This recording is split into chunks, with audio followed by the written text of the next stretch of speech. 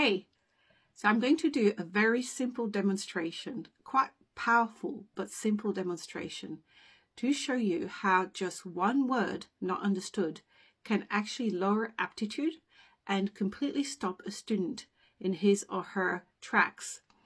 I'm going to go straight into it by defining what the word aptitude is. What do we mean by aptitude? By aptitude, we mean the ability to translate information into an ability to do something.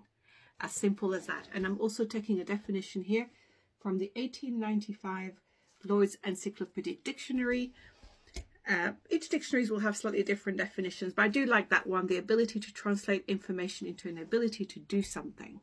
So you're taking data, putting it into practice. That's aptitude. But here we have a bit more where it says competence for natural genius. I've actually made a post on the original meaning of genius, so you can check that one out. So competence for natural genius or acquired skill for learning or for doing any particular thing. So we're looking at action, really, because learning is actually an action. To learn is an action. You're not just sitting there, speculating. So aptitude is very much an action word, and it comes from the Latin apto, to fit, from aptus, to fit. Why is it fit? It's because actually there is another meaning of aptitude, which means fitness, suitableness, adaptation. And you would use it in words, in sentences like the mutual aptitude of seed and soil. So this is a term that we may not use much, but it meant the fitness. So the fitness of seed and soil. So here we have aptitude. And the demonstration is really simple. I'm going to do it with you now. So if you have pen and paper, follow with a pen and paper.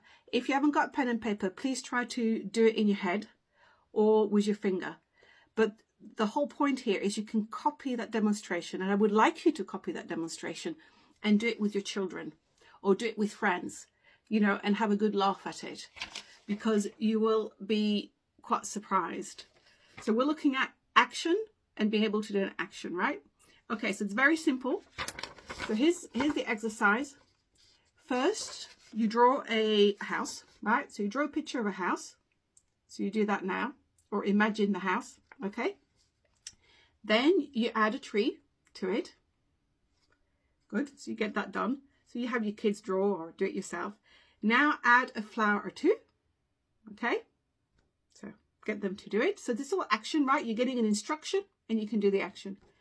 Okay, now add a cloud. Good, and finally add a dub. Now, do you know what a dub is? Are you able to draw a dub? Or did you find yourself suddenly stopped? So you were doing your drawing, you're doing your action, and I said, draw a dub, and you might not have been able to do it. If you were Scottish, perhaps you could do it, because I'm going to take this off. And actually a dub, in the Scottish language, a dub refers to a small stagnant pool of water. It is actually in large dictionaries. It is a Scottish word. So you see, just by this demonstration, here you are able to draw.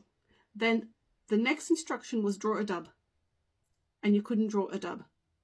So imagine that in a classroom, in the workplace, anywhere where instruction or communication is given, and there are words that are not understood. Every time that happens, aptitude is reduced. And I will just tell you very briefly a true story, and it was so exemplary of what happens because of misunderstood words. When I was in Dubai, not Dubai, Sharjah, which is next to Dubai, and they have an international book fair there every year called the Sharjah International Book Fair, and I was there in 2020 and 2022. It's a fantastic book fair. It's the largest publisher to consumer book fair in the world, and about 2 million people go through the doors. But anyway, it was 2020, COVID times, and many parents were coming to buy the books for their children for the next academic year.